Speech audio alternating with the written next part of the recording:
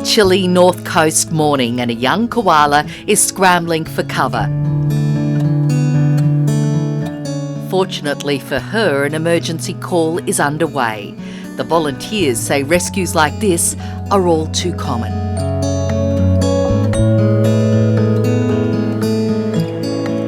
We usually name it after the person that's called it in, so... Call it Denise. Denise?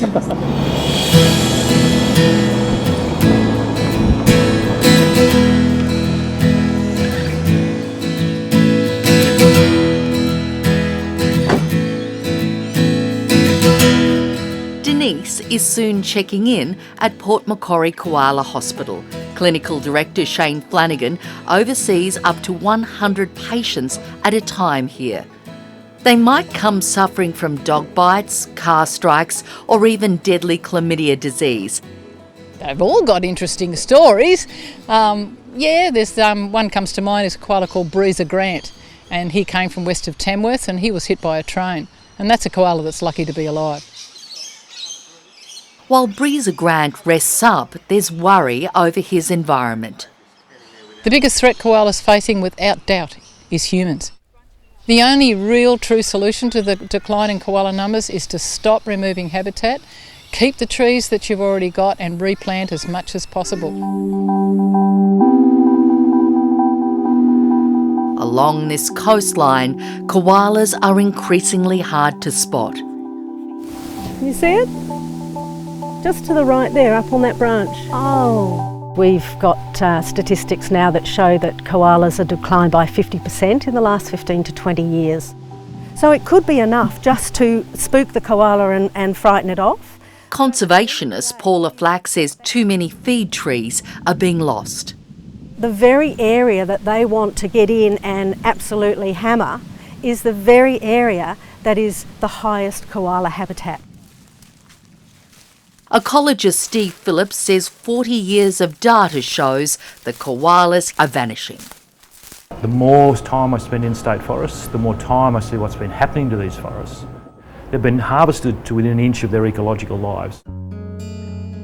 These internal government maps obtained by the ABC show land allocated for future logging operations and modelled in yellow the high-quality koala habitat that surrounds Coffs Harbour. When combined, the overlaps between koala country and logging activity are stark. Conservationists want the state forests here fully protected as national park, but the government says that koalas can survive in forestry zones. There is, of course, that balance that has to be struck between jobs and preserving our environment. Look, we need to preserve and build our koala population. That is why the New South Wales Government is developing a whole-of-state strategy. 100% of the canopy. A quest for answers is driving ecologist Rebecca Montague-Drake. At the National Koala Conference, she's warned that oceans are rising along the east coast, bringing bigger floods and higher tides.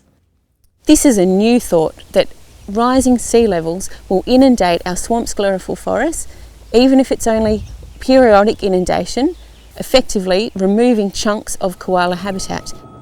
And she says toxic salt will slowly poison coastal gum trees and koalas. Koalas walk a really tight tightrope with their diet between the leaf that they eat, the high levels of toxins that eucalypt leaves contain, and the amount of nutrients that they can extract from those leaves. When we start playing with the salinity levels in the soil, we're likely to see that fine balance in the leaf between the toxins and the nutrient values get way out of kilter. But scientists believe the koala can be saved. We've got the skills to do it. Just go, there's a population in there. We've got to protect it. We've got to throw all our resources in it. Stop the depredations of domestic dogs, stop the vehicle strikes, stop the habitat loss. Protect them from fire. We do all of those things, they'll be fine. Back at the hospital, Shane Flanagan is readying another koala for ICU care. Her patient is safe from humans, dogs and disease for now. But Shane Flanagan wonders whether Australians really care if koalas live or die.